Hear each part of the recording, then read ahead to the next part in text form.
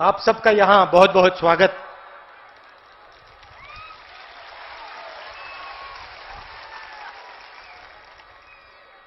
Press के मित्रों कह दिया, मगर ये मोदी जी के ज्यादा मित्र हैं।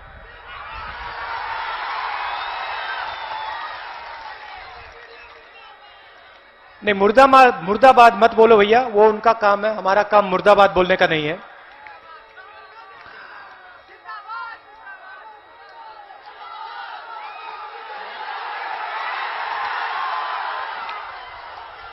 छह साल हो गए।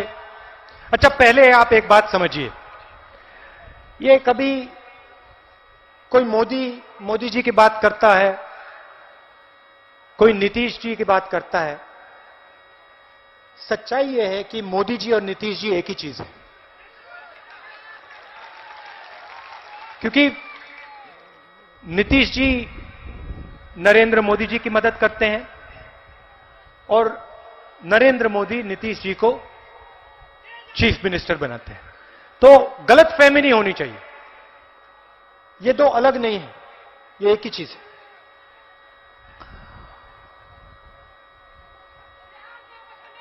अब 6 साल से हिंदुस्तान में नरेंद्र मोदी जी प्रधानमंत्री और कुछ सालों से नीतीश जी बिहार के चीफ मिनिस्टर। आपने वोट दिया था नीतीश जी को, जब आपने वोट दिया था आपने गठबंधन को वोट दिया था, आपने बीजेपी को वोट नहीं दिया था। मगर नीतीश जी ने धोखा दिया और जैसे अभी कहा, आपके पेट में छुरा मारा।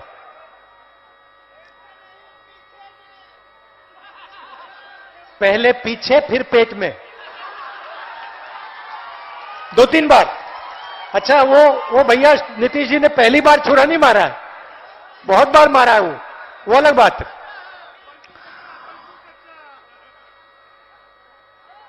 तो 6 साल से नरेंद्र मोदी प्रधानमंत्री, कुछ साल से यहां पे नीतीश जी चीफ मिनिस्टर। पिछली बार आए थे, वायदे किए थे 2 करोड़ युवाओं को नरेंद्र मोदी रोजगार देगा। नीतीश जी ने कहा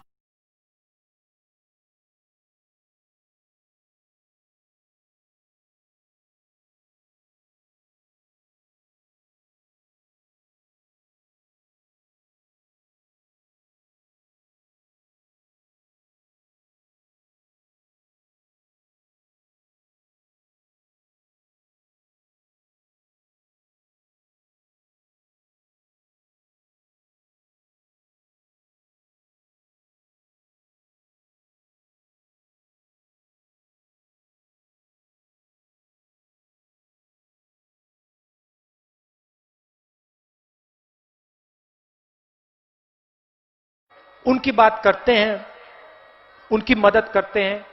टीवी पे आप देखो, चुनाव है बिहार में, टीवी पे आपको सिर्फ एक चेहरा दिखेगा।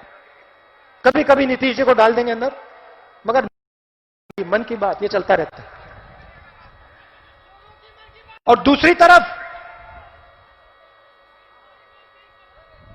8 बजे शाम को नरेंद्र मोदी आते हैं टीवी पे, कहते हैं भाइयों और बहनों, नरेंद्र मोदी आते हैं टीवी पे, कहते हैं भाइयों और बहनों,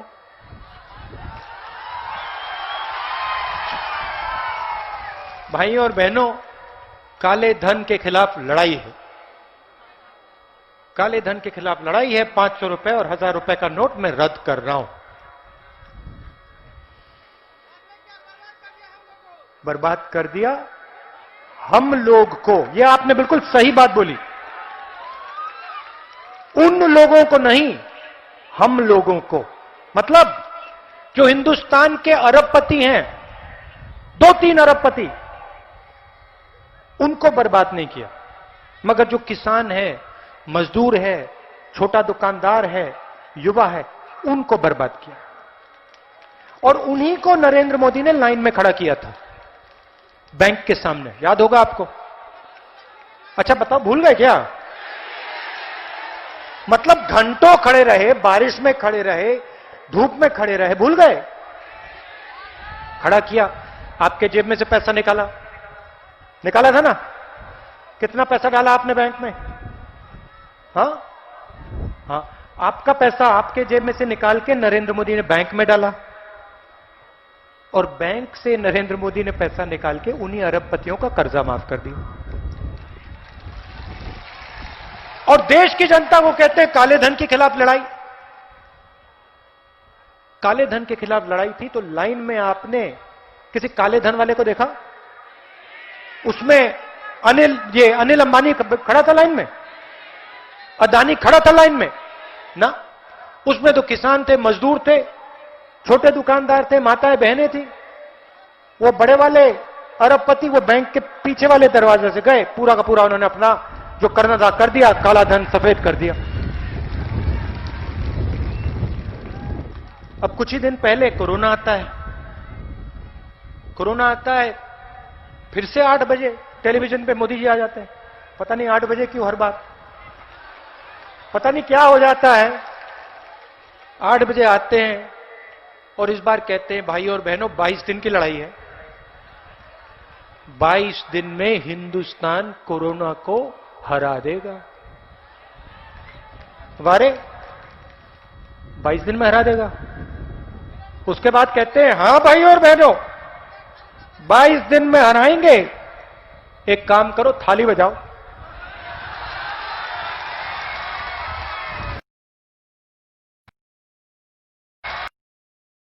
थाली बजाओ, पूरा देश धड़ाधड़ थाली बजा रहा है। मैं देखते हैरान हो गया, ये हो क्या रहा है? कोरोना नहीं गया, उसके बाद कहते हैं भाइयों और बहनों थाली ने काम नहीं किया। और अब पता नहीं हो गए 6-7 महीने हो गए, पूरे देश में कोरोना फैल रहा है। मोदी जी कोरोना के बारे में एक शब्द नहीं बोलते। अब पहले कह रहे थे 22 दिन की लड़ाई है, अब कोरोना आगे पीछे दाएं बाएं सब जगह फैल रहा है, नरेंद्र मोदी चुप। मगर नरेंद्र मोदी का जो चरित्र है, जो कैरेक्टर है, वो कोरोना के समय देखने को मिला।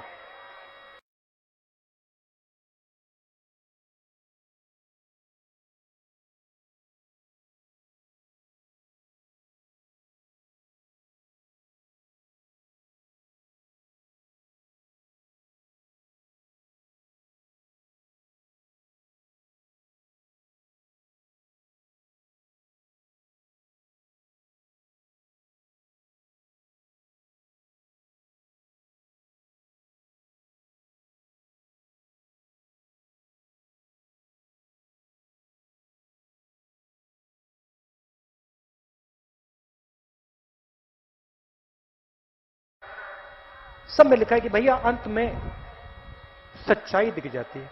अब देखिए मैं सच्चाई आपको बताता हूं आज। और कट्टर से कट्टर आरएसएस वाला में देश के लिए, गरीबों के लिए इतना भी प्यार होता तो नरेंद्र मोदी झटके से एकदम लॉकडाउन नहीं करता। क्यों नहीं करता? क्योंकि देश का प्रधानमंत्री जानता है कि इस देश में करोड़ों मजदूर, लाखों नहीं करोड़ों मजदूर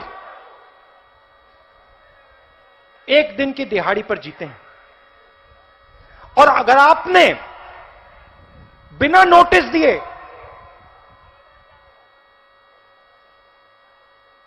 बिना वार्निंग के अगर आपने एकदम लॉकडाउन कर दिया तो ये मजदूर खत्म हो जाएंगे, मिट जाएंगे, पिस जाएंगे, मर जाएंगे। और ये सच्चाई है। प्रधानमंत्री ने 1 मिनट नहीं सोचा कि ये जो बिहार से लोग, कोई पंजाब में है, कोई असम में है, कर्नाटक में है, दिल्ली में है, अगर लॉकडाउन होगा तो इनका क्या होगा।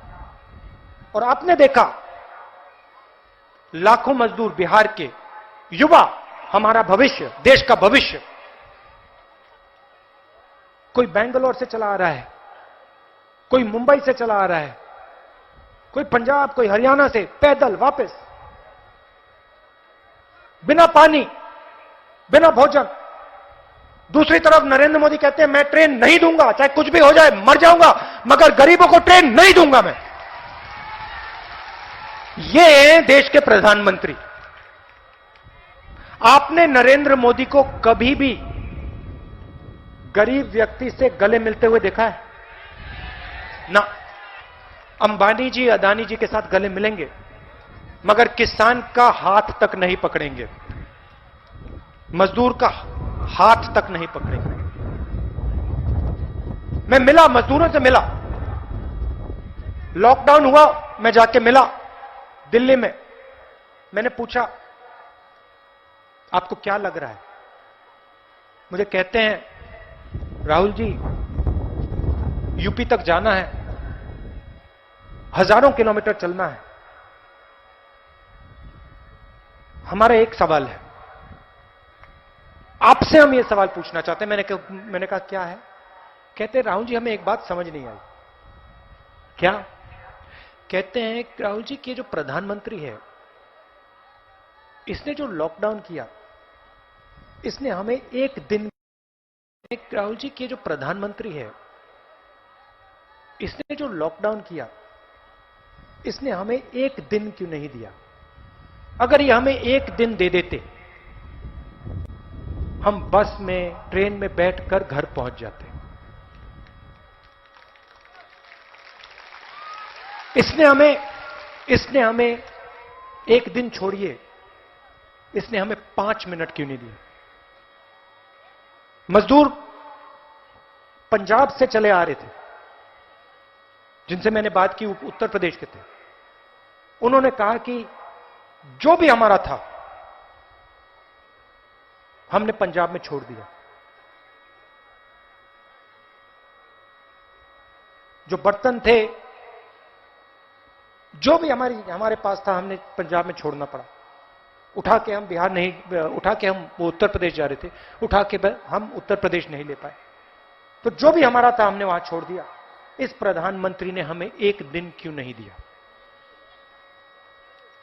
तो ऐसे व्यक्ति के दिल में गरीबों के लिए कोई जगह नहीं है, किसानों के लिए, मजदूरों के लिए कोई जगह नहीं है, और ये आपके लिए कुछ नहीं कर सकते, नहीं करेगा।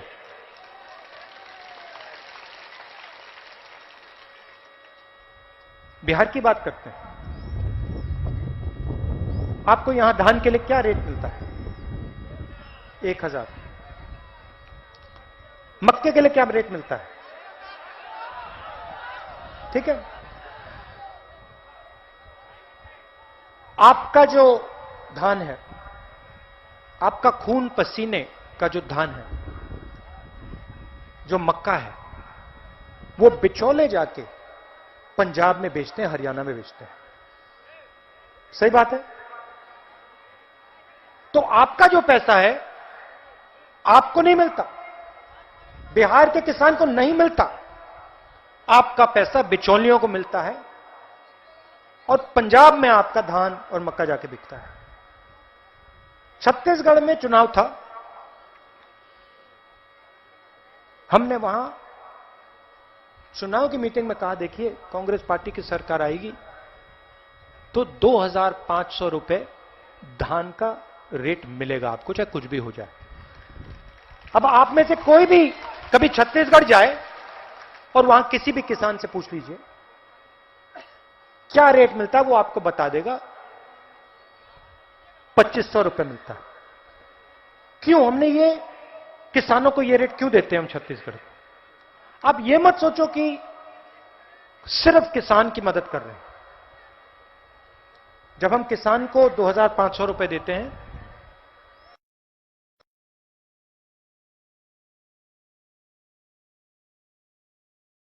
पैसे से कुछ ना कुछ खरीदता है, कोई शर्ट खरीदता है, कोई पैंट खरीदता है, कोई जूता खरीदता है, कोई साबुन खरीदता है। जब किसान माल खरीदते हैं, क्योंकि हमने किसानों को पैसा दिया, किसानों ने माल खरीदा, जब उन्होंने माल खरीदा, फैक्ट्रियां लगी, फैक्ट्रियों ने माल बनाया और फिर पूरी साइकिल चली। यहां पे मुश्किल क्या है? यहां पे फिर पूरी साइकिल चली। यहां पे मुश्किल क्या है? यहां पे किसान को, मजदूर को पैसा ही नहीं देते, आपका पैसा छीन कर कहीं और चला जाता है। अगर गांव में कुछ कुछ खरीदेगा नहीं तो फैक्ट्रियां कहां?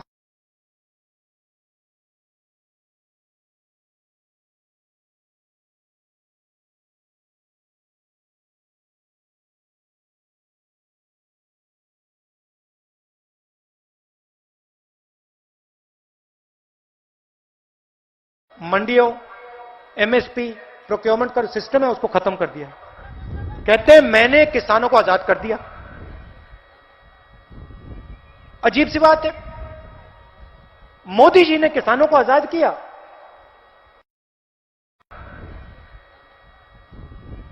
अजीब सी बात है, मोदी जी ने किसानों को आजाद किया और पंजाब में पहली बार मैंने देखा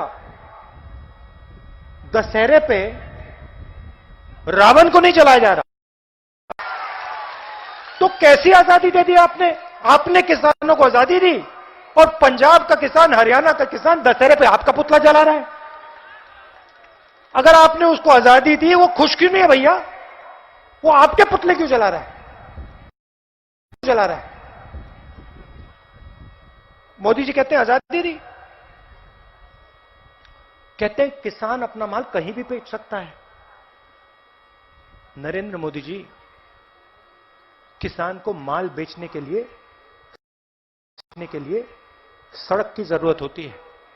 सड़क के बिना किसान अपना माल कहीं भी नहीं बेच सकता है। नरेंद्र मोदी जी सोचते हैं कि किसान अपना माल, गन्ना, धान,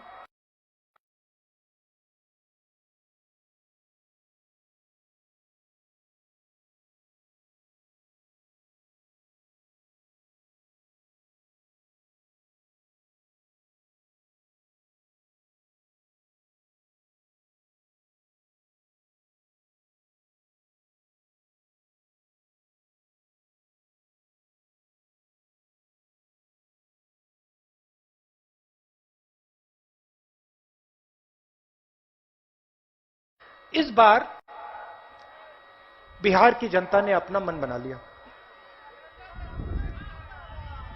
अच्छा एक बात बताओ, बेरोजगारी की बात। यहां नरेंद्र मोदी जी ने कितने युवाओं को रोजगार दिया? नीतीश जी ने कितनों को रोजगार दिया? कोई एक व्यक्ति है यहां पे जो कह सकता है हां नीतीश जी ने मुझे रोजगार दिया? ये आप रोजगार नहीं देते तो फिर ये देते क्या हैं? आप लोग इनको वोट दिए, आपने इनको वोट दिया, ये इन्होंने आपको क्या दिया?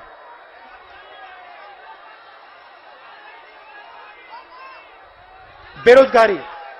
अच्छा पिछली बार चुनाव में नीतीश जी कहते थे मैं बिहार को बदलूंगा, रोजगार दूंगा। मोदी जी भी कहते थे 2 करोड़ युवाओं को रोजगार दूंगा। अच्छा एक बात बताइए मुझे, इस बार जहां भी नीतीश जी मीटिंग कर रहे हैं वहां पे युवा हाथ उठा के उनसे पूछते हैं भैया हमारा रोजगार कहां मिला, हमें रोजगार कहां मिला? और नीतीश जी उनको धमकाते हैं, उनको पिटवाते हैं, उनसे कहते हैं तुम्हारी वोट की मुझे कोई जरूरत नहीं। बिहार के युवाओं को कहते हैं, क्योंकि जब एक युवा नीतीश जी की मीटिंग में ऐसे खड़े होकर पूछता है मुझे रोजगार नहीं दिया आपने, मुझे रोजगार कब दोगे? और जब नीतीश जी उस युवा को जवाब देते हैं कि मुझे तुम्हारी वोट की कोई जरूरत नहीं, तो नीतीश जी एक व्यक्ति को जवाब नहीं दे रहे, नीतीश जी बिहार के हर एक युवा को जवाब दे रहे हैं। वो हर युवा को कह रहे हैं कि मुझे तुम्हारी वोट की कोई जरूरत नहीं। ठीक है, तो वोट नहीं मिलेगा, बिहार का युवा वोट नहीं देगा। मैं आपको यहां अंत में एक बात कहना चाहता हूं, गठबंधन की सरकार बनेगी तो वो सबकी सरकार होगी, गरीबों की, किसानों की, हर जात की, हर धर्म की, हर डिस्ट्रिक्ट की सरकार होगी। हम मिलकर इस प्रदेश को बदलने का काम करेंगे।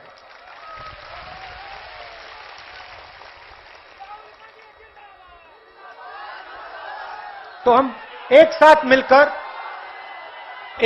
मिलकर हम इस प्रदेश को बदलने का काम करेंगे।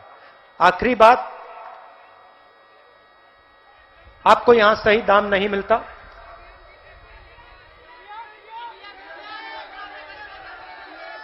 ईवीएम,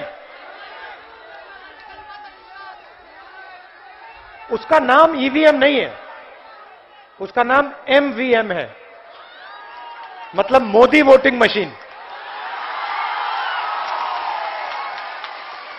वो ई ऐसे ही लिखा हुआ है उसमें, वो एमवीएम है, मोदी वोटिंग मशीन। मगर इस बार बिहार में युवाओं में गुस्सा है। इस बार बिहार में युवाओं में गुस्सा है, युवाओं के दिल में गुस्सा है। तो चाहे वो ईवीएम हो, चाहे वो एमवीएम हो, गठबंधन जीतने जा रहा है।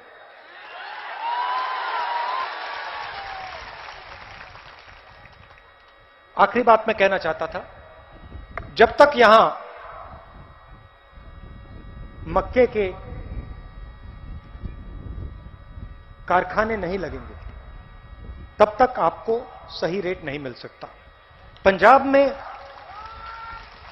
में फूड प्रोसेसिंग के कारखाने हैं, इसीलिए पंजाब में सही रेट मिलता है। मैं चाहता हूं कि बिहार का किसान भी अपना धान, अपना मक्का बिहार में बेचे, पंजाब में ये धान ना बिके। और इसीलिए हमें मक्के को प्रोसेस करने के लिए फैक्ट्रियां बिहार में लगानी पड़ेंगी। और हमारी पूरी कोशिश होगी कि हम यहां आपके खेत के बिल्कुल पास मक्के को प्रोसेस करने की फैक्ट्री हम लगाएं। मैं यहां सिर्फ पब्लिक मीटिंग के लिए नहीं आया हूं, चुनाव है वो अलग बात है, मगर मैं आपके साथ रिश्ता बनाने आया हूं। मैं ये चाहता हूं कि जो आपके दिल में है, जो आप चाहते हो, वो आप मुझे बता पाओ। मतलब एक दिन का रिश्ता नहीं, जिंदगी भर का रिश्ता होना चाहिए। और मैं आपको आश्वासन देना चाहता हूं, और यह आपने देखा होगा, चाहे एमवीएम हो, चाहे मोदी जी का मीडिया हो, मैं इन लोगों से नहीं डरता हूं।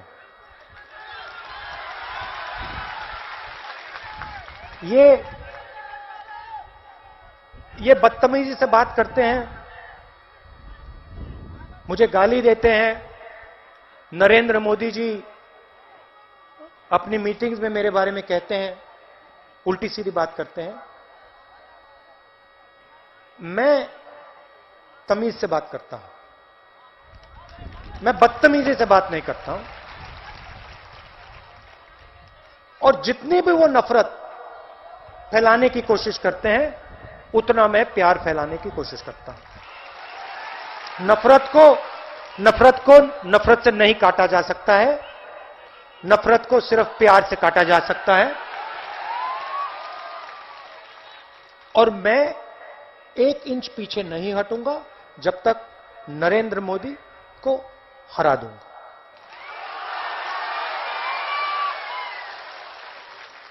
चाहे मीडिया हो, चाहे ये मोदी वोटिंग मशीन हो, जो भी हो, मुझे कोई फर्क नहीं पड़ता।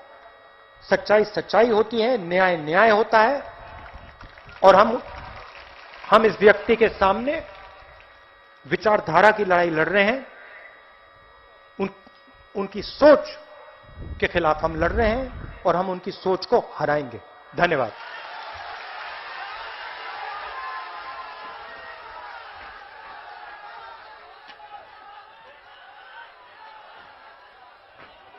अब मैं आग्रह करूंगा जिला कांग्रेस कमेटी के हमारे अध्यक्ष सिन्हा साहब से कि वो आए और धन्यवाद ज्ञापन दें। हमारे बीच हम सभी के नेता परम आदरणीय राहुल गांधी जी आए हैं। इस अररिया की धरती पर हम उनका